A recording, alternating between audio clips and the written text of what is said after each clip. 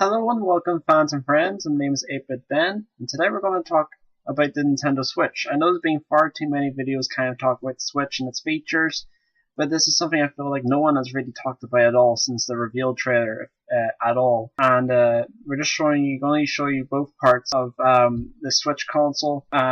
This here is the tablet, or what you say is actually the main console, the main unit. This here is just a dock. All it does is that you plug your thing into it and it charges it, and it might give it a little bit better upscaling and maybe some better processing power. We're not exactly sure about this, but this here is just a dock, and this here is the console itself. Just so we don't get confused like we did with the Wii U, where the tablet was definitely a controller and the console was a console, but no one really saw the console. And this here is the controller for this console. And these two things here, called Joy-Cons, attach onto each side of the tablet. So we'll move on to the next slide. So of course, this is what that looks like whenever you put the two Joy-Cons on. This is how you do it. You slide both of the Joy-Cons on, and you have the tablet in the middle with the game on it. You can bring this out and about. You can play at home and play it wherever you like, basically. Again, more emphasis here. This is obviously the console itself, the whole tablet. The thing that has a screen on it is the console, and this is just a dock. These are three controllers that are going to be available from launch on the Switch. This one here is by a company called Hori, very reliable.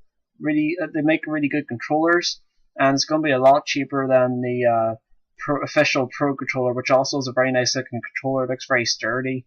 Now, what's quite unusual with the Hori is it uses a disc D-pad, and also the D-pad comes off and it goes in the back. So it'll be 4 individual buttons, where I'm pointing at. I saw a picture where this thing was taken off. It doesn't look too bad. It has concave sticks, as the normal Switch controllers have a sort of mix of convex and concave because it has these little edges here. I think we would just call these convex sticks. And the D-pad here is actually 4 buttons, kind of like this controller, but you don't see it as much with this one. And on the Pro controller you have a normal D-pad for some reason. You might want to just kind of stick from the beginning, seeing as the console is going to retail at $279.99 British sterling in the UK. You might want to just kind of stick with the Joy-Con, the Joy-Cons with the grip, which is going to be included with the console. You don't have to worry about the two other controllers, but they're out there. They're available. Pre-order right now. If you're in the future, they're already out, and you can probably get them still, hopefully. But these are the options for the controllers. But what we're getting round to is the fact that I'm actually not, well, not the fact that I'm not sure about this sort of thing, but from what I could tell, I was looking on a website called Nintendo Today. They had these screenshots of the Switch console itself and each of the parts of it. Like here you see this is the rail part, and this here is a USB Type-C connector. And I'm not sure if this port is only for charging. Like, can you actually plug controllers into it, or a keyboard or something like that?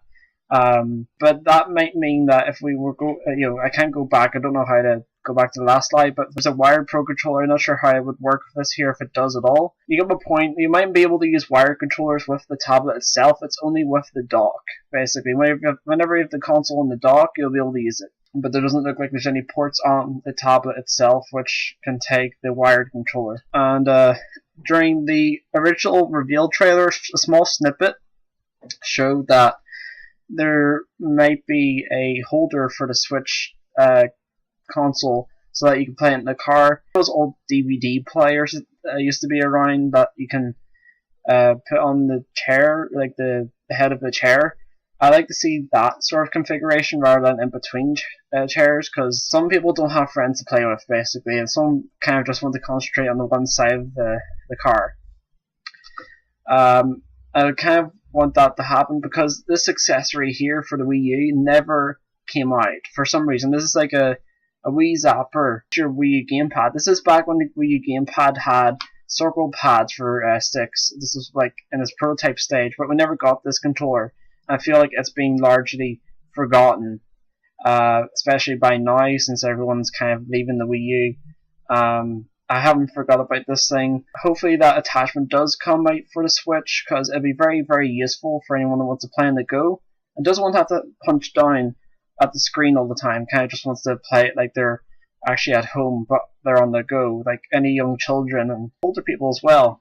Because you have like the little the kickstand, which I'll show you in a second. You see that screenshot? There's a wee kickstand here. That's also handy, but if you have nowhere to put that down on, it's not that useful, basically. That's all I have to say today, guys. If you enjoyed the video, let me know in the comments below, and don't forget to like, comment, and subscribe. Only do that if you want to. This video is going to tie into one big video explaining why the Switch needs to be the console that Nintendo needs to concentrate on rather than the 3DS, and kind of basically drop the 3DS by the end of it.